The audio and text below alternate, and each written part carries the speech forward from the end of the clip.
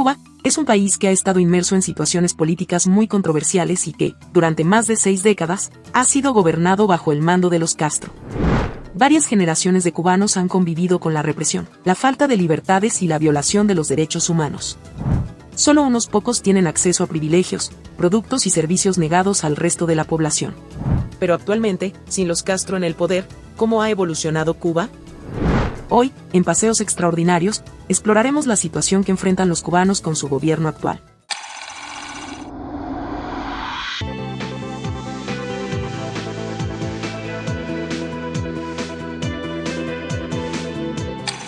¿Quién es Miguel Díaz-Canel? ¿Cómo llegó al poder? Miguel Díaz-Canel Bermúdez es el actual presidente de Cuba y líder del Partido Comunista de Cuba. Llegó al poder en 2019, sucediendo a Raúl Castro como presidente y asumiendo el cargo de secretario del Partido Comunista de Cuba, el único legal, en 2021. Su elección no se realizó de manera directa, ya que los diputados de la Asamblea Nacional seleccionaron al líder del país, un proceso de elección indirecta que se ha mantenido desde 1976. En 2023, Díaz-Canel fue reelegido para un segundo mandato, con un abrumador 97,66% de los votos de los diputados en la Asamblea Nacional del Poder Popular.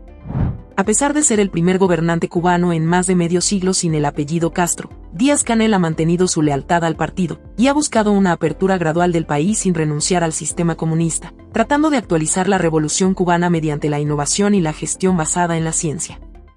En un primer momento, Díaz-Canel fue visto como un símbolo de cambio generacional, pero su liderazgo sigue siendo fiel a los principios del Partido Comunista Cubano, manteniendo a líderes históricos en puestos clave. Su enfoque es modernizar el sistema cubano, pero dentro de los límites del socialismo y la planificación central. El gobierno cubano ha intentado cambiar radicalmente la economía de la isla y ha emprendido reformas sin precedentes, desde el triunfo en 1959 de la revolución liderada por Fidel Castro, conocida como Tarea Ordenamiento, un programa para hacer más productiva y eficiente la economía. En 2021, se amplió significativamente la lista de actividades permitidas para trabajadores por cuenta propia, liberándolos, en gran medida, de la dependencia del empleo estatal o gubernamental. Antes de esta medida, solo había 127 actividades aprobadas, pero se incrementaron a más de 2.000. Recordemos que a pesar de las reformas y las directrices establecidas en 2011, bajo los lineamientos de política económica y social, no todas las medidas se han implementado por completo, y algunas reformas han sido revertidas debido a cambios políticos, como la llegada de Donald Trump a la presidencia de los Estados Unidos en 2017. Esto plantea interrogantes sobre la efectividad y la sostenibilidad de las ambiciosas reformas económicas emprendidas por el gobierno entre los ciudadanos cubanos. En 2021, el gobierno de Cuba emprendió una reforma monetaria, que marcó un cambio significativo en el sistema de cambio de moneda en el país. Durante décadas, Cuba había mantenido una tasa de cambio fija de $1 estadounidense por un peso cubano. Sin embargo, esta fijación artificial de la tasa de cambio tenía importantes repercusiones económicas, ya que incentivaba la demanda de dólares y dificultaba la disponibilidad de esta moneda para importaciones y transacciones internacionales. La reforma monetaria eliminó esta tasa de cambio fija, permitiendo que el valor del dólar, en términos de pesos cubanos, fluctuara en el mercado. Como resultado, aumentó significativamente la inflación en Cuba, con un rápido y generalizado incremento en los precios de bienes y servicios, especialmente en productos básicos como alimentos y medicinas. Además, la moneda cubana, el peso cubano, se devaluó sustancialmente en comparación con el dólar estadounidense, lo que hizo que las importaciones fueran más costosas, y redujo el poder adquisitivo de la población. A pesar de que el gobierno estableció una nueva tasa de cambio oficial, con un rango de 24 a 120 pesos por dólar, en el mercado negro, la cotización del dólar seguía siendo mucho más alta, llegando a 185 pesos por dólar. Esta brecha entre la tasa oficial y la del mercado negro refleja la falta de confianza en la moneda cubana y ha dado lugar a transacciones ilegales o no reguladas. La reforma monetaria, aunque buscaba eliminar distorsiones económicas, ha tenido un impacto significativo en la economía cubana, generando desafíos importantes, como la inflación y la devaluación de la moneda, que afectan directamente a la población cubana y su capacidad para acceder a bienes y servicios. Según el analista político Arturo López Levy, el jefe de Estado ha sabido manejar la transición entre la generación histórica y la que él representa, pero se ha quedado atrapado en su eslogan de ser la continuidad. Se ha proclamado como un presidente de continuidad, cuando lo que está pidiendo el país, y hasta la agenda del propio Partido Comunista, es una agenda de cambio continuado. Entonces, ¿cuál es la realidad actual del país? La situación actual en Cuba es extremadamente desafiante.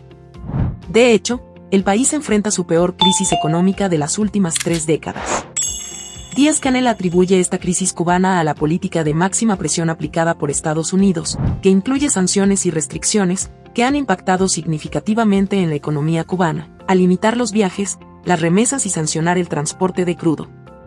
Pero los principales desafíos económicos y sociales que están afectando a Cuba en la actualidad son, sin duda, el desabastecimiento, la inflación y la emigración de cubanos a otros países en busca de mejores oportunidades. ¿Serán culpa de Estados Unidos? Lo cierto es que la economía cubana se está desangrando.